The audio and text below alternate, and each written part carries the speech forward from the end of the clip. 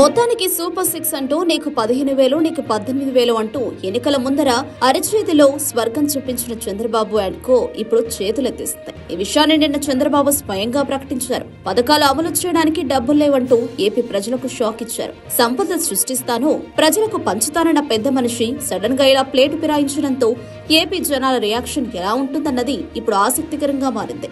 ఏపీలో కూటమి అధికారంలోకి వచ్చి 7 నెలలు పూర్తవుతోంది. 8వ నెలలో అడుగుపెట్టింది.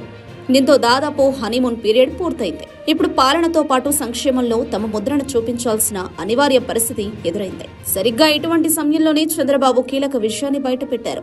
సంక్షేమం అంత ఈజీ కాదని సంకేతాలు పంపారు. రాష్ట్ర ఆర్థిక పరిస్థితి బాగాలేదని చెప్పి సంక్షేమ పథకాలు అమలు చేయలేమని సుతిమెత్తగా చెప్పుకొచ్చారు.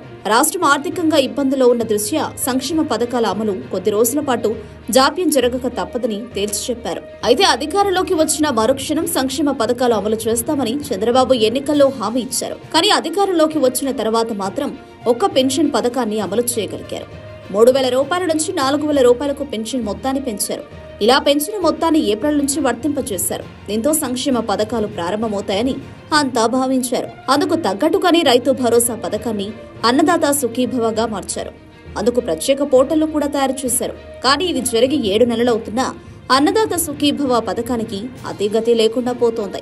వాస్తవానికి జగన్ తన హయాంలో సంక్షేమ పథకాలను అమలు చేయగలిగారు. రాజకీయాలకు అతీతంగా సంక్షేమ పథకాలు అమలు చేస్తూ ప్రతి కుటుంబానికి లబ్ధి చేకూర్చారు. కానీ అభివృద్ధిని మర్చిపోవడంతో ప్రజల ఆగ్రహానికి గురయ్యారు. సరిగ్గా ఇదే సమయంలో తాను అధికారంలోకి వస్తే రెట్టింపు సంక్షేమం అందిస్తామని చంద్రబాబు చెప్పుకొచ్చారు. దీంతో పాటు అభివృద్ధిని చేసి సైతం చూపిస్తారని హామీ ఇచ్చారు. అయితే చంద్రబాబు సంక్షేమానికి దూరమన్న విషయం ప్రజలకు తెలుసు. 2014 నుంచి 2019 వరకు ప్రజలు దానిని చూశారు. కానీ కొన్ని అనివార్య పరిస్థితుల్లో ప్రజలు చంద్రబాబు వైపు చూశారు. అభివృద్ధి చేయలేదన్న విమర్శను జగన్ మూటకట్టుకోవడం, ఆపై 3 పార్టీల కూటమి కట్టడం వంటి కారణాలతో చంద్రబాబుకు కలిసొచ్చింది.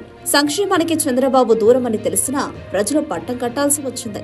అధికారంలోకి వచ్చిన వెంటనే చంద్రబాబు మాట మార్చారు.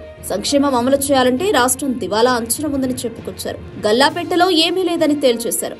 పదే పదే అదే విషయాన్ని చెప్పుకుంటూ ఇప్పుడు ఒక్కసారిగా బాంబు పేల్చారు. అయితే చంద్రబాబు సంక్షేమ పథకాల జాప్యం, తాజా ప్రకటనపై సామాన్యులు ఆగ్రహం వ్యక్తం చేస్తున్నారు.